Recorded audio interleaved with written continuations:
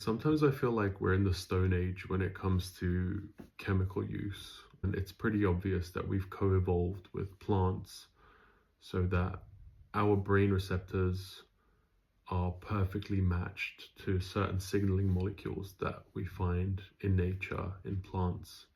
So caffeine, for example, binds perfectly to our adenosine receptors, makes us feel more awake and slightly happier, and etc. We've used nicotine for a long time, but the delivery mechanism was kind of terrible because we would burn a plant on fire, the tobacco plant, and just inhale the smoke to get it in. And then later we realized we can just do it through either like chewing gum or a skin patch. We realized that the molecule itself, nicotine, is neuroprotective.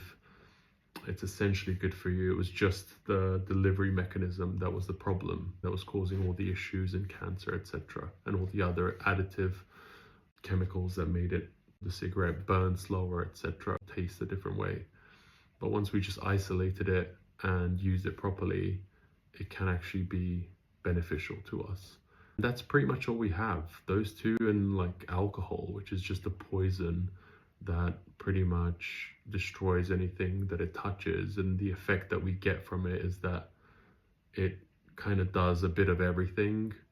So it will lower our social inhibitions because it will dampen that part of our brain, but it might also force another part of our brain to release more dopamine, but then also it'll make us forget, it will make us dizzy and sick, and it's just basically a poison, right, that we consume, and that's it. And there's just so many other things out there that we potentially could be using, but because we've just put a blanket ban on everything, we just assumed that it was all bad somehow.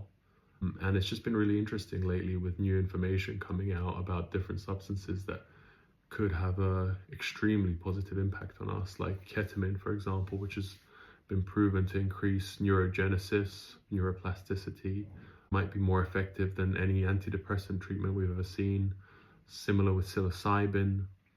And I think it's really interesting. I think there's a huge gap there. I see kind of a future where one day someone goes to a bar, instead of ordering a drink of alcohol, they order a MD soda, which is like, just a purified tiny amount of MDMA with water to keep you hydrated. And then they just have a great night, achieve exactly the result that they're looking for, which is like maybe lowered inhibitions or more friendliness or a happier mood without all of the horrible side effects, the cancers and the death and everything. So just thought it was interesting.